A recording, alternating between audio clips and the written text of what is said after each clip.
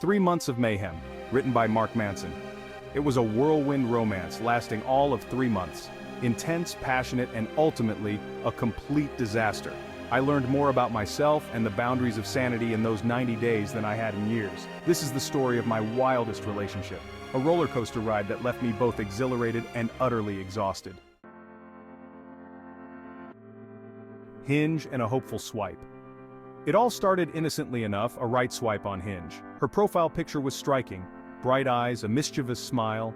We matched, and the conversation flowed easily. She was witty, intelligent, and shared my love for indie music and obscure documentaries. We messaged constantly, our conversation stretching late into the night. I was smitten. Red flags and revelations. Early on, she revealed she identified as pansexual. This was a significant moment in our relationship, as it showed her trust in me. I appreciated her honesty and felt closer to her because of it. This didn't faze me. I was open-minded and attracted to her energy, not her label. Her vibrant personality and the way she lit up a room were what drew me in. We shared many laughs and deep conversations, making me feel like I had found someone truly special. What did give me pause was her confession of having borderline personality disorder, BPD.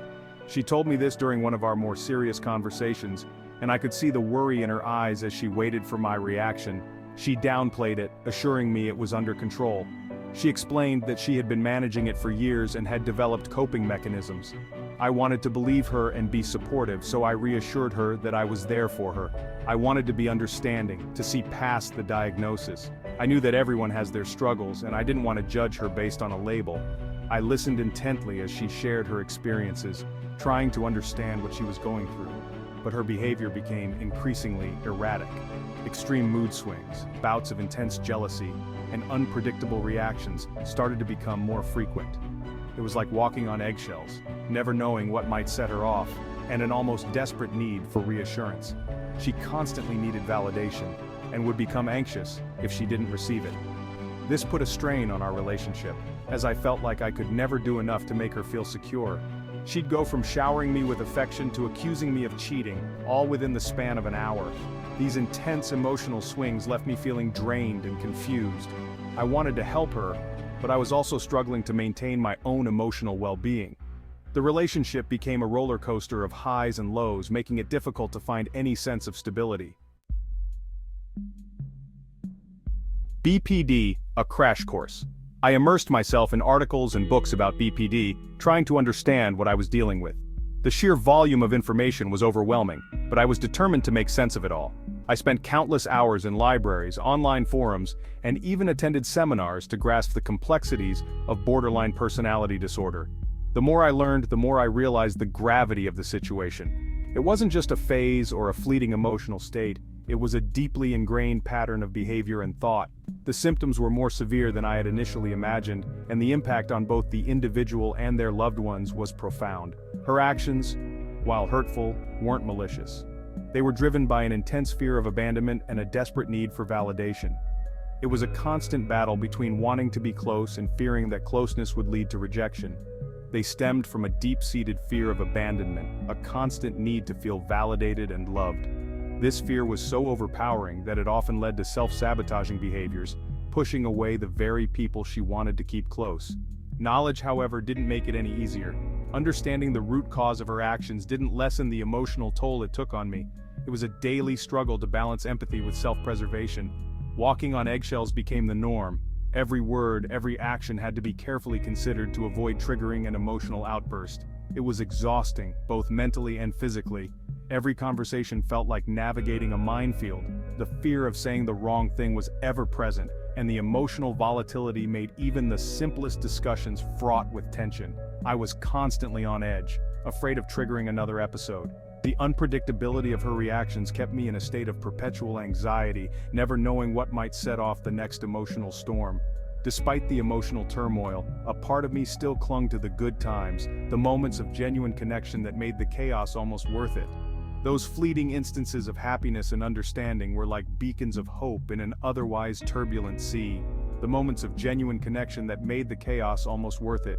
It was in those serene moments that I saw the person she truly was, beyond the disorder. It was these glimpses of her true self that kept me going, hoping that one day, the calm would outweigh the storm. Then came the bizarre requests. It all started innocently enough, with small, quirky demands that seemed harmless at first, but soon things took a turn for the strange. First, it was a tattoo of her name on my chest. She said it would be a symbol of our undying love, a permanent mark to show our commitment. When I hesitated, the waterworks began, accusations of not loving her enough. She cried, saying that if I truly cared, I wouldn't think twice.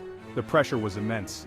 I managed to deflect, suggesting a small, discreet design instead, something that wouldn't be too noticeable but still meaningful. She reluctantly agreed, but I could tell she wasn't entirely satisfied. Then came the conversation about her desire for a grafted penis. It was out of the blue and I was completely unprepared. She spoke with such seriousness, as if it was the most natural thing in the world. She'd been researching phalloplasty and wanted my opinion. I was floored. The idea of such a major surgery was daunting, and I couldn't wrap my head around it. She showed me articles, medical journals, and even testimonials from people who had undergone the procedure. This wasn't just about her sexual orientation, it was about a fundamental shift in her identity. She explained how she had always felt this way, trapped in a body that didn't feel like her own. It was a revelation that left me speechless. I tried to be supportive, but the situation was spiraling beyond anything I could comprehend. The weight of her request, the implications for our relationship, and the sheer magnitude of what she was asking were overwhelming. I felt lost, unsure of how to navigate this new reality. The inevitable crash came 3 months to the day we matched on Hinge. A seemingly innocuous comment about a movie character triggered a meltdown of epic proportions. Accusations flew, tears flowed, and threats of self-harm resurfaced. This time, something in me snapped. I realized I couldn't save her, couldn't fix her. As much as it pained me, I knew I had to prioritize my own well-being. I ended the relationship, a decision that was both the hardest and easiest I've ever made. The aftermath was brutal. The guilt, the heartbreak, the lingering what-ifs haunted me for weeks. But as the dust settled, I began to process the experience, to extract valuable lessons from the wreckage. I learned the importance of setting boundaries, of recognizing red flags and not dismissing them as quirks. I gained a newfound appreciation for my own mental health and the need to prioritize it above all else.